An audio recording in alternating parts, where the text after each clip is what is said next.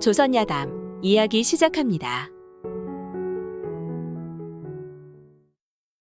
옛날 옛적 나라의 정치가 안정되고 해마다 풍년이 드니 임금도 관리들도 할 일 없이 매일같이 연회를 열어 시를 짓고 풍악을 올리니 온 나라가 노랫가락이 멈출 줄 모르고 평안하기만 한 시절이었습니다. 더하여 그 해에는 왕비가 임신을 하였다는 소식도 들려왔죠. 혼인한 지 10여 년이 지났지만 아들이건 딸이건 자식 하나 얻지 못하고 있던 임금은 뛸 듯이 기뻐하였습니다. 그래, 아주 좋은 소식이구나. 아주 잘 되었어. 나라는 태평한데 왕위를 물려줄 자식이 없어. 걱정이었는데 듣던 중 반가운 소식이구나. 임금이 이리도 기뻐하니 신하들도 앞다퉈 임금에게 축하의 인사를 올렸고 궁 안의 사람들 모두 함께 기뻐하였습니다. 그리고 달이 차 왕비는 건강한 왕자를 출산하였죠.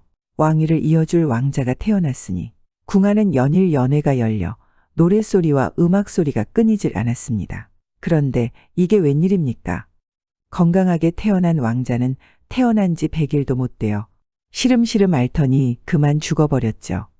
궁 안은 다시 슬픔으로 가득해졌습니다.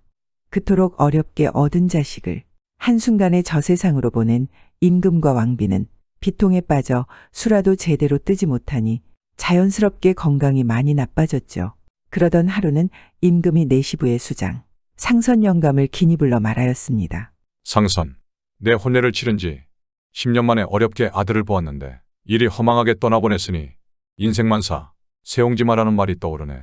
전하, 지금 대궐 안에 사람들 모두 슬퍼하고 있습니다. 하지만 전하께서는 언제나 이 나라의 왕이십니다. 전하께서 비통함에 빠지시어 수라도 제대로 못 드시니 전하의 옥체가 상할까 온 나라가 걱정하고 있습니다. 부디 기운을 내시어 다시금 이 나라의 굳건한 왕이심을 온 천하에 보여주시옵소서. 상선의 말이 맞소. 하지만 왕실의 앞날도 걱정이니 내 참으로 답답하여 상선을 불렀소. 전하, 하명하실 것이 있으시거든 무엇이든 하명하여 주시옵소서. 상선, 듣기로 저자에 유명한 점쟁이가 있다 하지 않소? 임금이 입에서 점쟁이라는 말을 꺼내자 상선 영감이 놀라서 임금에게 물었죠. 전하, 그런 미천한 사람을 왜 찾으시는지요? 내 사서 삼경을 공부하여 언젠가부터는 주역에도 능통하다 생각했는데 도무지 이 왕실의 안위는 안 좋은 괴만 뽑히니 참으로 걱정이요. 전하, 그러시면 저자에 유명하다는 그 점쟁이를 붙잡아 오겠습니다. 허나 상선, 이 일이 알려지면 전국의 유생들로부터 상소가 빗발치고 나 또한 대소신녀들에게 웃음거리가 될 것이니 야심한 밤에 암행을 나가 신분을 속이고 그를 만나봐야겠소. 전하, 그럼 암행을 나갈 시각에 미리 그 점쟁이를 붙잡아 놓겠습니다. 그리고 이튿날 아침이 되자 상선 영감은 궁중의 무사들을 불러 도성 안에서 제일 유명하고 점을 잘 보는 점쟁이를 찾아 놓으라 명령을 내렸습니다. 명을 받은 무사들은 한양의 저자에서 가장 점을 잘 본다는 무당집을 찾아갔죠. 무당은 박수무당이었는데 아침부터 양반댁 마님들이 찾아와 줄을 서니 무당집 살인문 너머까지 가마와 가마꾼들이 줄을 서 있었습니다. 무사들은 자신들이 궁에서 나온 것을 숨겨야 하기에 모두들 평민의 복장을 하고 한 사람은 줄을 서 과연 이 점쟁이가 점을 잘 보는지 시험해 보기로 했죠. 그리고 거의 무사의 차례가 되어 방으로 들어가 앉았는데 바로 앞에는 우의정 대감의 부인이 점을 보고 있었습니다. 아이고, 우상대감 마님께서 오늘은 또 뭐 때문에 오셨어? 아들 때문에 왔구나? 부적 써달라고? 아이고, 용하기는 내년이 대과시험 아닌가? 우리 아들이 성균관에서 수학하고 있는데 어째 대과에서 붙을 수 있겠는가? 안 그래도 조금 전에 좌상대감 마나님이 왔다 가지 않았겠어? 뭐시? 좌상부인이 뭐라던가? 그 집도 빤하지 뭐. 내년에 있을 대과시험에 아들이 합격하게 해달라고 부적을 써달라고 왔던데. 이런 한 발 늦었네. 그럼 내 돈을 2배로 줄 테니 그보다 더 효험 있는 부적을 써줄 수 있겠는가? 아이고, 뭘 물어. 당연하지. 내가 그보다 좋은 부적 하나 써줄 테니 거기 복채나 두둑히 놓고 가시오. 그래, 내 그럼 자네만 믿겠어. 우상대감의 부인은 점쟁이에게 부적을 받고는 방 한쪽에 있는 바구니에 두둑한 돈 뭉치를 던져두고 나갔습니다. 그리고 궁중 무사가 점을 볼 차례가 되었죠. 아이고, 오늘 왜 이렇게 방 안에 피비린내가 진동하나 했더니 내 놈 때문이구나. 그래, 내 놈은 여길 왜 왔어? 누가 나라도 잡아오래? 무사는 깜짝 놀랐죠. 한양의 저자에서 가장 유명한 점쟁이라더니 정말 뭐든 다 알고 있는 것 같았죠. 그래도 무사는 시치미를 딱 대고 말했습니다. 임자는 임자가 죽을 날을 맞출 수 있어. 점쟁이는 거만한 태도와 낮은 목소리로 물어오는 무사가 불편했습니다. 아이고 이놈아, 점을 보러 왔으면 내 놈 점이나 볼 것이지. 이놈 점은 봐서 못하려고. 무사는 그제야 자신의 생년월일 시를 점쟁이에게 말하고 점을 봤는데 점쟁이는 정말 자신의 인생을 송두리째 꿰차고 있는 듯했죠. 그래 이만하면 정말 용하다 싶었던 무사는 이 일을 상선 영감에게 보고하고 야밤에 이 점쟁이 집으로 임금을 모실 준비를 하였죠. 그리고 야심한 밤이 되었습니다. 임금은 갓을 쓰고 두루마기를 걸치고 상선과 무사 며칠 대동하여 점쟁이의 집을 방문하였습니다. 한밤중 저자거리의 끝자락에 있는 점쟁이의 집은 낮과는 다르게 고요하기만 하였습니다. 임금과 상선 영감이 그곳에 도착하자 주변을 지키고 있던 무사가 조용히 점쟁이를 깨웠습니다. 아니 웬 놈이 오밤중에 잠을 깨우는 것이냐? 무사는 점쟁이의 목에 칼을 겨누고는 말했죠. 조용히 하거라. 지금부터 위도 보지 말 것이며 오직 묻는 말에만 대답하거라. 안 그러면 그 즉시 내 놈의 목을 벨 것이다. 아님 밤중에 이게 무슨 일인가요? 점쟁이는 목에 겨누어진 시퍼런 칼날을 보고는 무서워 바들바들 떨었습니다. 네. 그리 하겠으니 목숨만 살려주십시오. 그리고 나서 그 앞에 나선 임금은 점쟁이에게 자신의 신분을 속이고 자신의 사주를 일러주며 앞으로 가문의 대를 이을 수 있는지 물었죠. 점쟁이는 순간 무어라 중얼중얼 점음 쳐보더니 말했습니다. 아이고, 집안에 원기들이 가득하니 이런 집은 제가 살면서 처음 봅니다. 대체 그게 무슨 말인가? 말씀드린 그대로입니다. 집안에 조상들에게 원한을 품은 원기가 가득하니 이 집은 자식을 보기가 힘들고 또 자식이 생긴다 한들 한 해를 넘기지 못하고 죽어버릴 것입니다. 점쟁이의 말에 놀라 임금이 다시 물었습니다. 그럼 대를 이을 방법은 없다는 말인가? 점쟁이가 한참을 머뭇거리자 무사가 다시 칼을 들이대며 재촉하였습니다. 이놈, 어서 아뢰지 못할까? 방법이 하나 있습니다. 그것이 무엇인가? 겨울이 지나 새봄이 오면 이 집에 다시 자식이 들어설 것입니다. 그런데 100일이 지나기 전에 어른의 옷을 지어 집 밖으로 내보내서 17이 될 때까지 백정의 자식으로 키우십시오. 그러면 원기들의 원한을 피해 가문의 대를 이을 수 있을 것입니다. 임금은 점쟁이의 말이 믿기지 않았죠. 하지만 지난 시절 선왕들이 왕권을 강화하기 위해 수없이 많은 살육을 하였으니 궁 안에 원귀들이 가득할 것이라는 말도 이해는 갔습니다. 그날 새벽 무렵이 되어서나 궁으로 돌아온 임금은 점쟁이의 말이 귓가에서 떠나지 않아 뜬 눈으로 아침을 맞이했죠. 추운 겨울이 오더니 또 따뜻한 봄이 찾아왔습니다. 그런데 정말 점쟁이의 말대로 왕비는 아이를 잉태하였지만 임금은 기쁨보다 걱정이 앞섰죠. 정말로 점쟁이의 말이 맞다면 이를 어찌해야 할지 고심에 고심을 거듭하였습니다. 그리고 달이 차 왕비는 건강한 왕자를 또 낳았는데 왕자가 태어난 지 100일도 채 안 되어 또 시름시름 앓지 않겠습니까? 결국 임금은 고심 끝에 골룡포를 지으라 명하고 그것을 보자기에 싸 궁녀에게 주며 말했습니다. 너는 지금부터 왕자를 데리고 궁을 빠져나가거라. 그리고 또 도성을 빠져나가 멀리 시골 마을이 나오거든. 그곳에 사는 백정에게 왕자를 맡기거라. 그리고 왕자가 17이 되거든.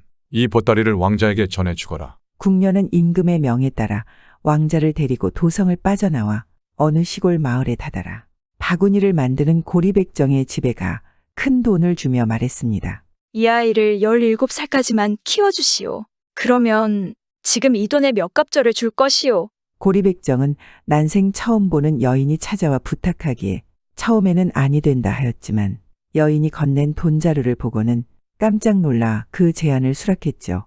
그렇게 왕자는 백정의 집에서 어린 시절을 보냈습니다. 하지만 백정의 자식으로 자라는 그 삶이 어떠하였겠습니까?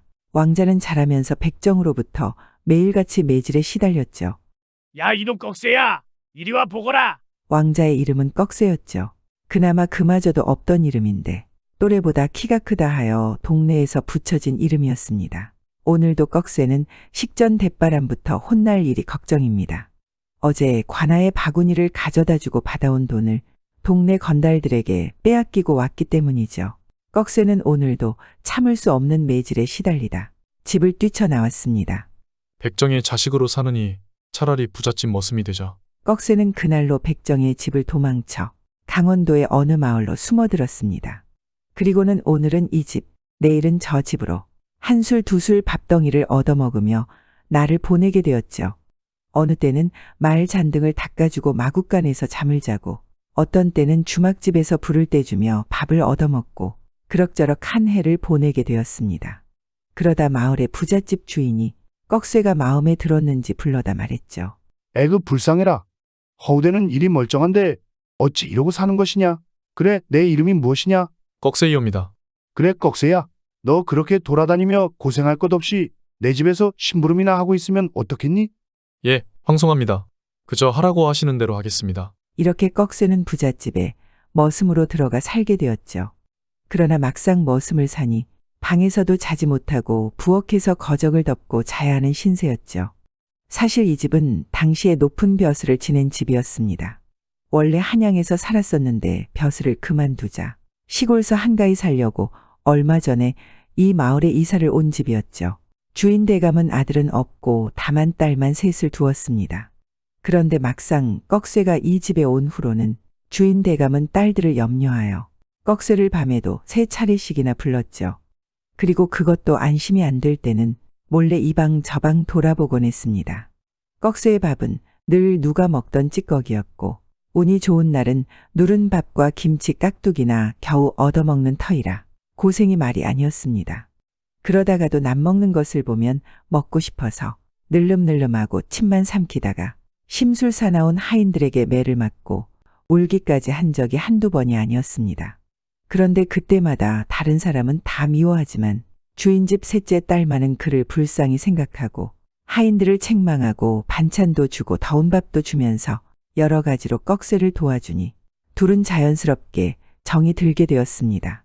그래 부모님 몰래 뒤뜰로 데리고 가서는 꺽쇠의 머리도 빗겨주고 얼굴로 씻겨주고 하면서 친남매처럼 지내게 되었죠. 세월은 어느덧 3년째 되는 동짓달 초하룻날이 되었습니다. 산으로 나무하러 나갔던 꺽쇠는 나무를 하다 말고 오늘 밤 추운 부엌에서 밤을 지샐 일이 기가 막혀서 울다가 집으로 돌아왔죠. 그날은 딴 날보다도 날씨가 몹시 추워서 부엌에서 자다가는 밤새 얼어 죽을 것만 같았습니다. 꺽쇠는 저녁밥을 먹고 나서 부엌에 잠깐 앉았다가 가만히 뒤로 돌아서 주인 대감의 셋째 딸이 있는 방 앞으로 갔죠. 그리곤 주저주저 하다가 방 안에 그 집 셋째 딸이 혼자 있는 것을 알고는 서슴지 않고 문을 열고 들어갔습니다. 그를 보고 앉았던 색시는 깜짝 놀라면서 떨리는 목소리로 말했습니다. 얘야, 왜 이 방에 들어왔니? 대감께서 아시면 큰일 날려고. 아씨, 염려 마십시오. 아씨도 아시다시피 오늘 몹시 춥습니다. 몸이 떨려서 못 있겠습니다. 그러나 다른 머슴들이 저를 방으로 못 들어오게 합니다. 이대로는 밤새 얼어 죽을 것 같습니다. 죄송스런 줄을 알면서도 들어왔으니 용서하시고 그저 이 민목에서라도 자게 해주십시오. 얘야, 너도 딱하지. 여기서 자는 것을 나는 허락하지만 대감님께서 밤에 부르시거나 술래 도시다가 내가 여기 있는 줄을 아시면 어떻게 하니? 부르실 때쯤 되면 나갔다 들어오지요. 아무 염려 마세요. 꺽쇠는 그렇게 하면서 윗목에 쭈그리고 앉았죠. 그러니까 색시는 불쌍히 여겨서 이불 하나를 내어주며 덮고 자라고 하였습니다. 난생 처음 이불을 덮고 들어놓은 꺽쇠가 막 잠이 들려고 할 때였습니다. 꺽쇠야, 어디 있느냐? 큰일 났습니다. 주인 대감이 사랑문을 열고 큰 소리로 부르는 것이었죠. 이 소리를 들은 꺽쇠가 불이 나게 뛰어나가며 얼른 대답을 하니 주인 대감이 화를 냈습니다. 내 이놈 어디 갔었니? 귀가 먹었니? 이런 빌어먹을 놈 같으니. 부엌이야도 춥기에 낮에 산에 가서 해온 나무 부스러기를 갖다 피우려고 뒤 광으로 잠깐 가지러 갔었습니다. 무엇이라고? 이런 뻔뻔한 놈아. 너 위에 그 나무 해오란 줄 아느냐? 나무 도로 갖다 두고 그대로 자거라. 꺽쇠는 얼른 나와서 나무를 갖다 두는 척하고 얼음얼음 하다가 또 색시 방으로 들어갔습니다. 그러다가 부르시면 나가고 부르시면 나가고 3번이나 나갔죠. 그리고 그날 밤 꺽쇠는 색시의 방에서 밤을 보냈습니다. 또다시 봄이 오고 여름이 지나 가을이 왔습니다. 꺽쇠는 머지않아 17이 되죠. 그런데 백정의 자식이 생일이 어디 있겠습니까? 아무것도 모르고 꺽쇠는 그 집 셋째 딸에게 푹 빠져 하루하루 행복하게 지내고 있었습니다. 그러던 어느 날 이 집에 손님이 찾아와 꺽쇠를 찾더니 웬 보따리 하나를 맡기고 가는 게 아니겠습니까? 꺽쇠는 낮 동안 그 보따리를 한쪽에 맡아 두었다. 자정이 되자 색시의 방으로 보따리를 가지고 들어갔죠. 꺽쇠가 색시의 글 읽는 것을 마주 앉아 보고 있으려니까 밖에서 우루우루하는 소리가 나며 머리가 헙수룩한 놈이 방문을 열고 들어오려다가 깜짝 놀라며 나가버렸습니다. 색시는 꺽쇠를 자기 이불 속에 집어넣고 방문을 열더니만 호통을 쳤습니다. 이놈, 내가 웬 놈인데 무단히 내 방에 들어오려느냐? 속히 안 물러가면 너를 아주 단단히 묶어서 100년을 꼼짝 못하게 할 테다. 그것은 귀신이었습니다. 귀신은 뜰 앞에 엎드려 울면서 말했죠. 아씨, 그 방에 들어누운 왕자의 할아버지가 저를 죄 없이 죽였답니다.